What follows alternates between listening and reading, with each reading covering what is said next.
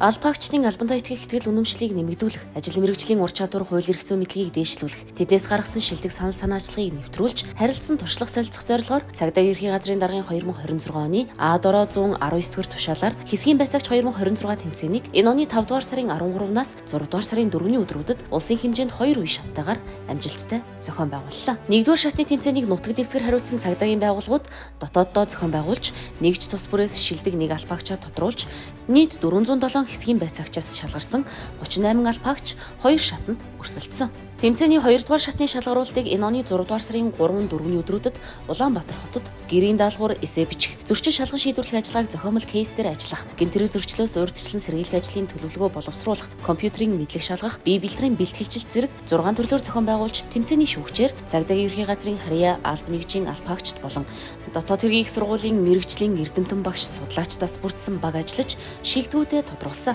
Эсэ бичлэгийн тэмцээнд албаагчид цагдаагийн байгууллагын цаашдын чих хандлага, санал шийдлийн талаар цахимжилт ба цаасны хэрэглээг халах, хиймэл оюун ухаан AI ба технологийн шийдэл, иргэдтэй харилцах харилцааг сайжруулах, ажлын орчин ба хууль эрх зүйн орчинг сайжруулах гэсэн үндсэн 4 агуулгын хүрээнд 128 саналыг дэвшүүлсэн бол гэрийн даалгаварт ирүүлсэн саналаас хэсгийн байцаагчийн ажлын үр дүнг сайжруулах, шинжлэлийн хүрээнд объект субъектийн судалгааг цахимжуулж, цагдаагийн байгууллагын нэгдсэн санд холбох асуудлыг оролцогчдын 90% нь нэн тэргүүний зорилт гэж үзжээ. Түүнчлэн аж ахуйн нэгжүүдэд QR код байршуулах замаар иргэн хуулийн этгээдийн оролцоотой хяналтын нэгдсэн сан үүсгэх, хорооны нутаг дэвсгэрийг халаасны дроноор хянах болон хэсгийн байцаагчийн өрөөний стандартыг баталж, ажиллах орчныг сайжруулах зэрэг саналыг хэрэгжүүлэх арга замыг хамт тодорхойлж гаргаснараа ажил хэрэгж байлаа. Дээрх саналуудаас Баянзүрх дүүргийн цагдаагийн газрын 2 дугаар хэлтсийн хэсгийн байцаагч, цагдаагийн ахлах тэслэгч Амар Төвшингийн гаргасан цагдаагийн байгууллагын өсөлт дэвшилт хөгжлийг хэсгийн байцаагчийн ажлын байрны орчин нөхцлөөр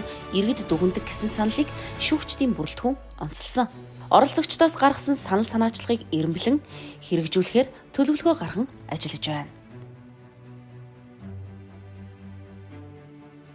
Амар тайван амьдралын төлөө хамтдаа анхаарал хандуулсанд баярлалаа.